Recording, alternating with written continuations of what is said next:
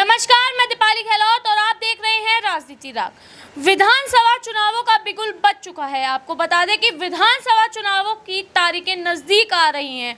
वहीं हम बात करने जा रहे हैं राजस्थान विधानसभा चुनावों को लेकर, जहां सारी ही पार्टियां जोरों शोरों से अपनी तैयारियों में लगी हैं। बात करते हैं बीजेपी और कांग्रेस की।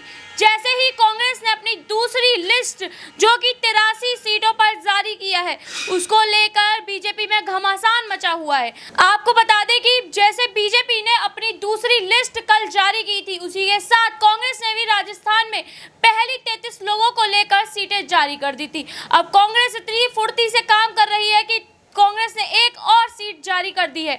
आपको बता दें कि 43 सीटों पर अब कांग्रेस ने फिर से सीटें जारी करते हुए घमासान मचा दिया है। कांग्रेस ने एक बार अपनी सीटों पर ऐसे लोगों को उतारा है कि आपको भी हैरानी हो जाएगी। आपको बता दें कि पहले चल रहे अशोक गहलोत को लेकर बवाल में अब अशोक गहलोत के ही लोगों को कांग्रेस सीटों पर सीटें दे रही है। 15 मंत्रियों को अशोक गहलोत के जो कि नज़दीक हैं, उनको सीटें मिल गई हैं। इसको लेके हमारे साथ मौजूद हैं सिराज। हम आपका स्वागत करते हैं। हम आपसे पूछना चाहेंगे कि आप बताइए, ये जो कांग्रेस ने अपनी 15 मंत्रियों को जो अशोक गहलोत के करीबी हैं, उनको सीट दे दी है, उसको लेकर आप क्या कहना चाहेंगे? जी, सबसे पहले शुक्रिया अदा करना चाहूँगा आपका। और अशोक गहलोत और सचिन पायलट ये एक ऐसे उम्मीदवार हैं, एक ऐसे नेता हैं बीजेपी कांग्रेस के, जो लगातार एक कॉन्फ्लिक्ट का माहौल रहता है, एकदम आपस में जो है असमंजस का माहौल रहता है।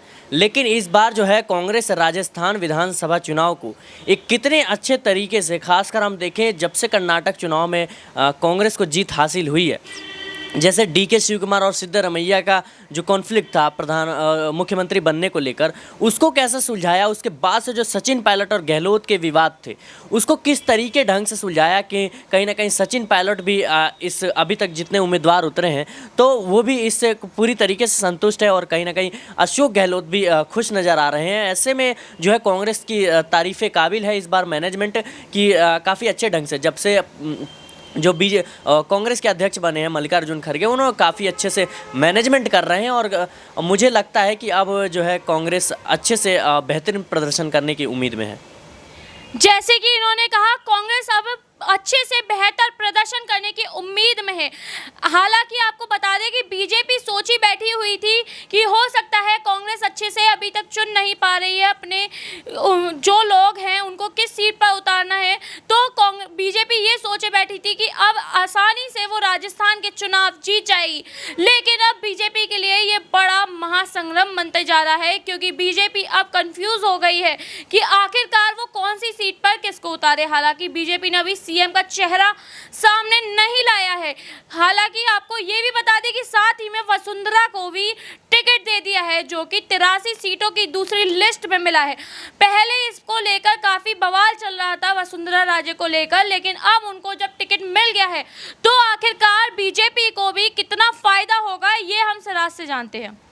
जी देखिए, अभी तो ज़्यादा कुछ कहा नहीं जा सकता कि वसुंधरा जो है वो राजस्थान की राजनीति की महारानी कहा जाता है उनको। तो कहीं ना कहीं बीजेपी उनको इग्नोर करके, कहीं ना कहीं जैसे पहली सूची आई उसमें वसुंधरा का नाम नहीं था, लेकिन दूसरी सूची आते ही वसुंधरा का नाम लिया। और बीजेपी कहीं ना कहीं उनको इग्नोर करने से बहुत घाटा होता और उनको इग्नोर कर ही नहीं सकती थी, और मजबूरन कहें या कुछ भी कहें, लेकिन उनको टिकट देना जो है अब संभव समझा बीजेपी ने और उनको दिया। लेकिन जो है सवाल वहीं अटकता है कि अभी तक जो है मुख्यमंत्री चेहरा जो है बीजेपी ने मध्य प्रदेश और राजस्थान में नहीं घोषित किया है। इसको लेके सबकी निगाहें टिकी हुई हैं। क्या वसुंधरा राजे अगर मुख्यमंत्री नहीं बनती है तो फिर कौन होगा बीजेपी की ओर से मुख्यमंत्री का चेहरा? ये सवाल जो है ये काफ़ी कठिन होता जा रहा है। और जैसे जैसे चुनाव नज़दीक आ रहे हैं, लोगों में जनता जब कोई वोट देती है तो उनको एक जानने की उपेक्षा होती है कि किस तरीके से आखिर हम पे राज कौन करेगा, हमारा मुख्यमंत्री कौन बनेगा, हमारा राजा कौन होगा।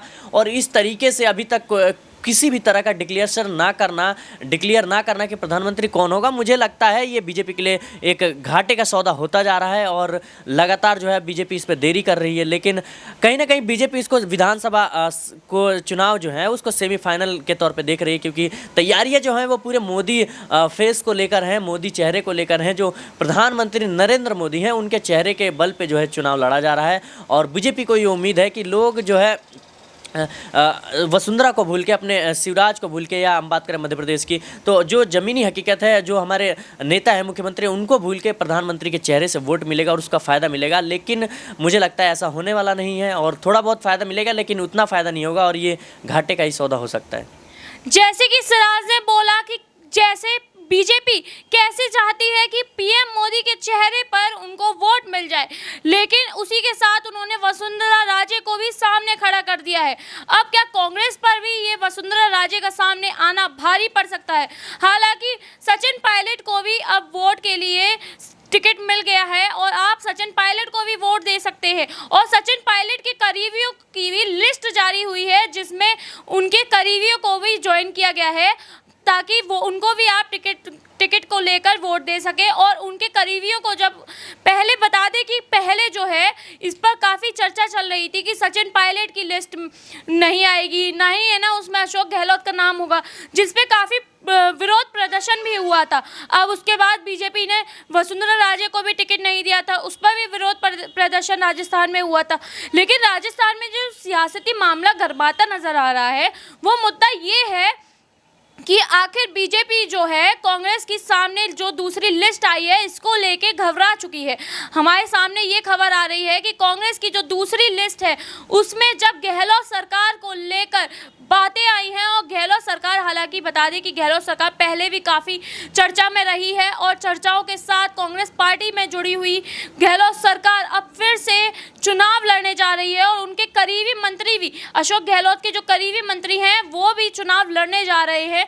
तो क्या कांग्रेस पार्टी अब अच्छी तरह जीत हासिल कर देगी और बीजेपी को पछाड़ देगी? ये हमारा सवाल है सिराज से।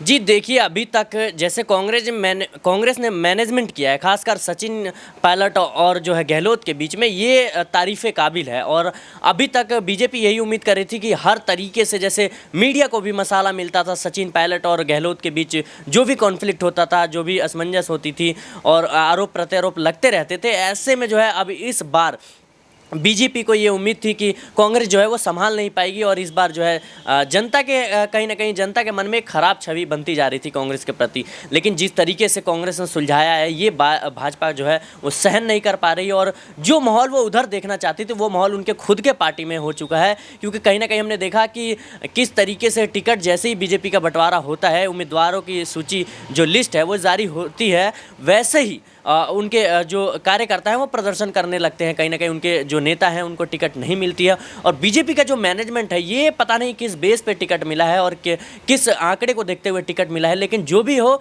लेकिन काफ़ी ज़्यादा बवाल हुआ है और बीजेपी ने लगातार जो खासकर जो पहले से केंद्रीय मंत्री रह चुके हैं, विधायक रह चुके हैं, उनको जो है टिकट देने का काम किया है। इसको लेके जो इतने काफ़ी टाइम से जो नेता मेहनत कर रहे थे उनको टिकट ना मिला, इसके वजह से जो है काफ़ी घमासान मचा हुआ, उनके कार्यकर्ता ही खुद में प्रदर्शन कर रहे हैं। तो मुझे लगता है जो बीजेपी को कांग्रेस से उम्मीद थी वो उनके खुद के घर में हो रहा है। इसको लेके जो है अब बीजेपी घबराती नज़र आ रही है और मुझे लगता है कि इसमें कहीं ना कहीं उनकी छवि खराब दिखती नज़र आ रही है। जैसे कि सिराज ने बताया हमें कि किस तरह बीजेपी घबरा रही है, क्योंकि कांग्रेस की लिस्ट में आखिरकार अशोक गहलोत के साथ साथ उनके मंत्रियों का नाम है, सचिन पायलट के साथ साथ उनके करीबियों का नाम है, जिसको लेकर अब कांग्रेस की जीत नजर आ रही है। वहीं बीजेपी घबराती नजर आ रही है क्योंकि बीजेपी ने सोचा था कि अब सियासती मामले सारे के सारे कांग्रेस पार्टी में ही भिड़ते नजर आ रहे हैं तो फिर हम तो आसानी से जीत जाएंगे। उसी के साथ उन्होंने कल अपनी दूसरी लिस्ट में वसुंधरा राजे का भी नाम शामिल कर लिया था ताकि उनको अच्छे वोट मिल सके। लेकिन वहीं पलटवार करते हुए कांग्रेस पार्टी ने क्या खूब खेल खेला है और बीजेपी के साथ में ये जो विरोध प्रदर्शन है उसमें सचिन पायलट और अशोक का कितनी अच्छी तरीके से इस्तेमाल किया है, ऐसा बीजेपी का कहना है। और अब हम आपको बता दें कि इस बीजेपी के खेल को कैसे कांग्रेस पार्टी खेल खेल के हरा रही है और कैसे अब कौन जीतेगा हारेगा ये तो आप बताएं। आपकी इसमें राय क्या है, हमें कमेंट सेक्शन में जरूर बताएं कि कांग्रेस पार्टी जीतेगी या फिर बीजेपी। राजस्थान विधानसभा चुनाव का मुल्क क्या होगा, क्या रुख लेगा विधानसभा चुनाव, आखिरकार किस रुख में आप किसको वोट देंगे, बीजेपी जीतेगी या कांग्रेस, हमें कमेंट करके जरूर बताएं। ऐसी ही जानकारी के लिए जुड़े रहे राजनीति राग के साथ। धन्यवाद।